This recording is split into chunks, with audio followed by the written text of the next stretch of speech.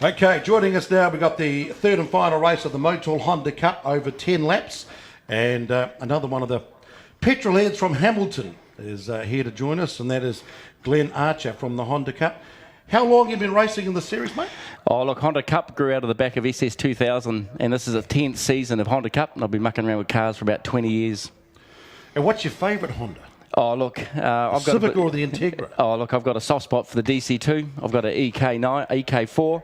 But look, across this field, you see the DC2, car 23, of Greg Spark, and then of course right back at the front of the field, car 103. Shane Hine. Shane Hine from Matamata, EF9 30-year-old car. So this is another reverse grid type sort of handicap system? This is a reverse grid handicap, absolutely. 72 seconds across the total field today. Now, in the previous race, there was the coming together between the first race winner, number 151, Simeon Woosley, the young 18-year-old out of Gulf Harbour, in the Integra, up against Greg Spark, car number 23 yes. from Hamilton, and another Integra. And of course, but Greg's the president, and Simeon's the young star. So what happened when the young star slightly bumped the president, and the president bumped him off? Well, look, a bit of discussion in the pits, but look, the onus goes on. It's about a 50-50 call across it.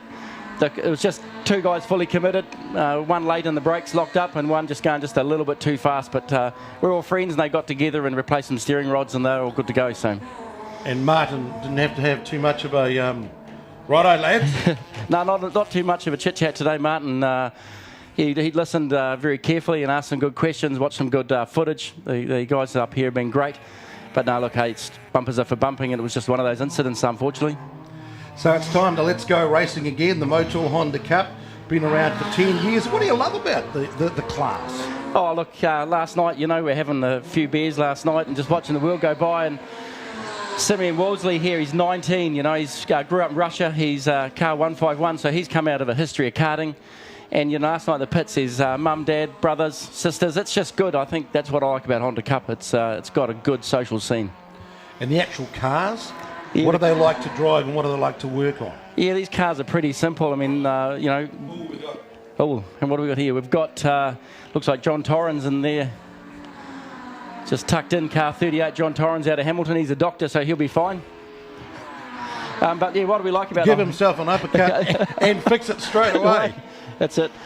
Yeah, so Simeon here, he goes pretty good, but the Hondas are pretty simple to work on. That car of Simeon's, it's got to be 300 horsepower any day. These guys are driving the circuit pretty fast in a minute 4, and you'll watch a couple of guys today, they won't be breaking into turn 1, which takes a fair bit of courage no matter how many years you've been driving the circuit.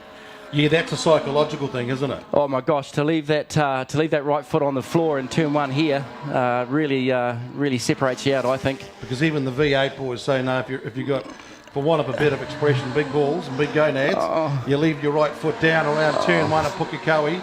Oh, he's got a bit of damage there with the old front bumper. Yeah, look, he's sporting a few wounds out of that altercation with Greg. They've been into the city today, picked up another radiator, replaced the front right tie rod. But look, they're out there. That's the spirit of Hondacup. That guy's championship leader, and there's guys in there that are second and third place skidders, helping him get that car back on the track. That's the spirit of Hondacup. Fantastic way to go, and affordable way to go racing. Yeah, affordable way to go. There's they've only been racing Hondas since they built the second one, so there's plenty of shells around. There's plenty of parts. And you can make this class as economical or as expensive as you want it to be. The N1 cars are 1600cc cars, like the car of 103, Shane Hines out of Matamata. It's good cost-effective racing. And then, yes, at the other end of the field, you've got the likes of the cars that Matt, can't think of Matt's last name. Matt. Help me on that one. Matt Grant. From Auckland, 2.4 litre car. So, it takes a bit more money and a bit more commitment, but it's the same amount of fun no matter where in this field you are. You've always got someone to be next door to. So he's got the H3 class, right? H3, so that's a 2 litre car, yes. And he's actually going very well because he's quicker than the H4 from Palmerston north of Bailey Walker, which is a 2.4. So he had that wound up for a great performance in race 2 to win that. Yes, he did. Minute 4.2 in that race, and but of course Simeon set the what's provisionally the fastest lap round here in a Honda, so 103.6 in qualifying yesterday morning. So that's pretty fast in a 2-litre car. But unfortunately, the way in which that car's now performing with a little bit of damage from the race this morning, he may not get a chance to actually clock that in race mode, will he? No, he won't. And he's doing what, a 105.8? 105.8. He's got a little bit of wheel alignment damage in the front of that car, so he'll be. But he's a seasoned competitor, 15 years in karting, so he doesn't muck around, that's for sure. Tell us a bit about number 33, Brent Main. Brent Main, he's another good guy. That's a 1600cc car. That's what we call N1, so that's our sort of entry level. Yep, really cost effective. He's still doing, in old man's language, 130 mile an hour at the back end of the straight. So he's still carrying a fair bit of speed out of a 1600cc car. These cars are revving into the 9, so about 9.2. A little bit of limit, a little bit of brake lock up there from car 17. But yeah, these guys drive these things on the limit, and you have to keep these Hondas circulating. You cannot slow these cars down. So pretty competitive racing. So they love to be driven. Hondas love to be beaten along. You have to stir these 1600cc's along. Most of them have got gear kits, but these cars, they like the revs, and you have to keep them singing along for sure. Well, that's what Adam Carpenter from Auckland's doing at the moment after 4 laps. Best lap time of 111.8. Shane Hine and 103 coming up behind him, a 111.5 and 137. Mark Ellie and a 112. So the battle of the, looks like the Civics. Civics M1s. All the greenhorns. Yeah, the greenhorns. They've all got a bit of green racing room here, which is great. So good for them to get some seat time and really get into the rhythm of racing. Yeah, look, you're probably faster on your own than you are sort of next to a car here. Really, you can eke out every corner of the circuit, and that's what you need to do in these 1600cc cars. And they're just nicely spaced out from each other, so they've got a bumper in front to really push themselves to see if they can close up on that gap. Yep. Exactly what's happening here. Yep. So you got Hine, who's currently in second, Ellie's in third, so they're closing up each other, and every time they'll ride around the ripple strips, I'll say, I won't do that, I'll do that next time. Carpenter's got a nice little wee 1.8 second cushion, so there's an N1 battle, 4-way battle out the front of the field, which is great for the class. Yeah, similar sort of terminal velocity, I suppose. They'll follow each other down the back here, but as you know, Pukekohe, Clint, it favours the bold. And as you come up over the hill and down through turn 1 is where these cars can just eke out a little bit of an edge over their competitor for sure. What about coming into the braking zone here into the hairpin, and what was your tactics of that particular corner? Oh, I think I've driven that corner. I've lost count how many times. I don't think I've been through it the same way twice. It's got a few bumps on the inside, but you just need to carry the speed as late as you can. And get yourself tucked in so you can carry the speed through these corners and up over the hill. And what's the key with this part of the track here? Because that's always an exciting challenge at Pookie, isn't it? Yeah, you've got to get yourself in nice and tight there, but have the courage to let the car drift right out to the outside edge of the circuit so you don't scrub too much speed out of it. And then as you come down to turn 1, you just sort of want to be not too far off to the left because of the marbles, but just tuck in there. The old trick they told me when I was racing minis was just see where the gate crosses into the horse track and try and tuck it in there. So these guys are starting to bunch up now. It's fantastic. So that's one of your little... And then you have your braking zone down the end of the back straight, because you've got a chance to do some freight training down here along the other side of the railway lines, on the other side of the fences. They go down the back straight. And what's your braking zone? Where do you pick up the old... Okay, let's haul it back. Haul it back. Depends on your line, but really you want to be on the brakes a little bit earlier than maybe you could be, just to slow it down to get a nice fast exit. If you carry the speed in, as Greg maybe found in the last race, it just really makes you exit just a bit hard and you end up out on those ripples, and then that slows you down. So, yep, and then Paul Muldoon. So that Paul Muldoon, he's out of Hamilton, car number 13. So that's a H3 car, so that's a 2-litre K-Series car, and he's just starting to squeeze into the back. Starting to squeeze into the back of those N1 cars. Disappointment there for Simeon Woosley, number 151, after winning the opening race, having contact in the second. He's now coming to the pits, along with Matt Grant as well. So the 2 race winners from races 1 and 2 are in the pits. So it's all on. Anyone's chance to grab a bit of claim to fame in the checkered flag today. Well, look, at the championship has come alive this weekend in Hondacup. Simeon Wilsley, on the back of 2 round wins, or 2 successes at rounds, has come in to this a bit of a favourite.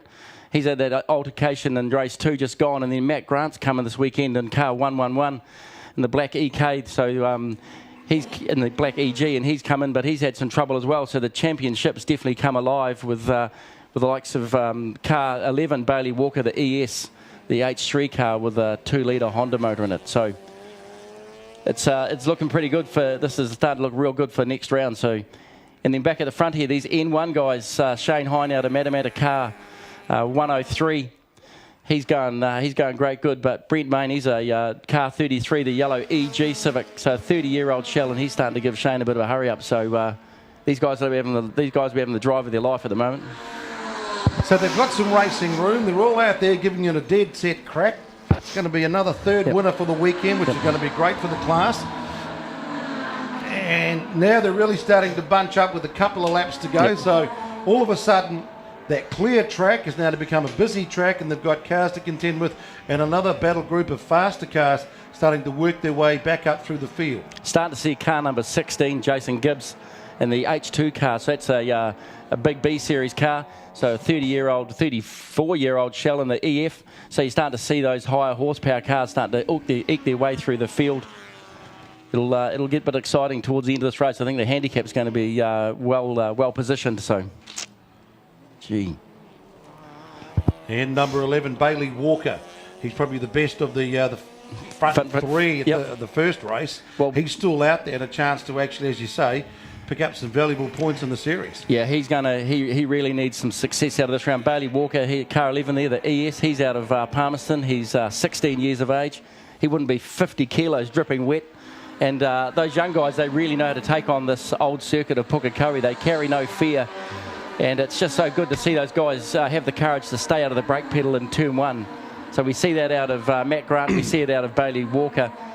They just take that turn 1 as fast as they can go, carry much speed into turn 2 as they can get. So, and then you're off and let it ride over the ripples. Yeah, and then let it roll around that GJ Gardner corner out onto the back straight. Just try and carry as much through there, because that helps you sort of 2/3 down that back straight. You just get a bit more speed up before you get to that hairpin. And the key is not to feather it too much coming onto the back straight, because we've seen a few guys, either in the warm-up lap or sometimes racing, if you push it too hard, you can go right across the other side and crash into the concrete. Yeah, well, there's a guy I know who's doing commentary with you today, Clint, who did exactly that. One warm-up lap, chucked it off that we used to be Castrol, didn't it? So you need to take it gently while your cars are cold. Paul Muldoon there, car 13 out of Hamilton. So first of the K Series cars, so he's really starting to stretch his lead out now. But of course there, car 16, Jason Gibbs, the EF9. But that's there's a good position. Paul Muldoon going to grab the win right on the line. Got up in front of Jason Gibbs and Brent Main, number 33. So good performance there. Good split of the field. And a good battle right at the front there as they came charging through. So Paul Muldoon out of Hamilton, the H3 car. He puts his name on the winner's sheet, takes the checkered flag on 107.3, so that's a pretty quick time. Jason Gibbs held on. He was also making it a good go as well from Hamilton. So the Hamilton boys love their Hondas, I tell you that. You guys have got your own little wee private club down there. Yeah, it's a pretty active community, and then there's a couple of guys that really work hard. Andy Johnson in the pits today. He's just a Honda guru, and he's been around the field today just helping guys keep them on the track. So it's got an incredible spirit, Clint. And when's the next round of your championship? We get a bit of a break. We've had 3 rounds pre-Christmas, and we've got a couple just post-Christmas. We've had 2. This is the second round a fortnight apart, so it's put a lot of pressure on these cars and the drivers. But they'll be back in the new year. And unfortunately for Simeon and with Matt being out, the championships come right on form. It's going to be anybody's race or anybody's championship over the next 2 rounds. So where are they going to be held? We've got Hampton Downs and Taupo. Hampton Downs and Taupo. And what dates are they? Are they part of the Speedworks Championship? You asked me a question. One of them is part of the Speedworks Champion? Yes. Yep.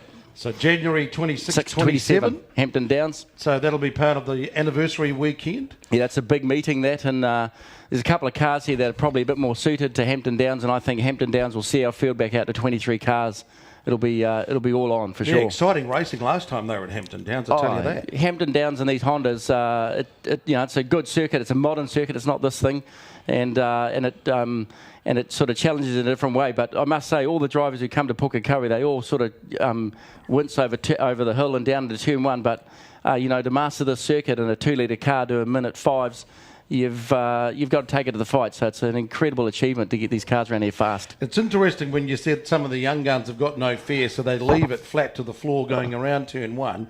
Different track though, Hampton Downs. So does it favour the young and the brave, or the old and the wise? Oh no, Hampton's a bit more fluid, and it favours a bit more of a courageous driver. To be fair, you just got to be fast everywhere.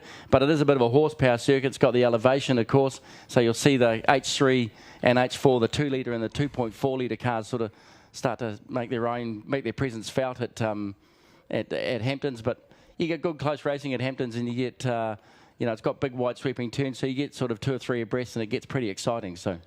Excellent. Well done.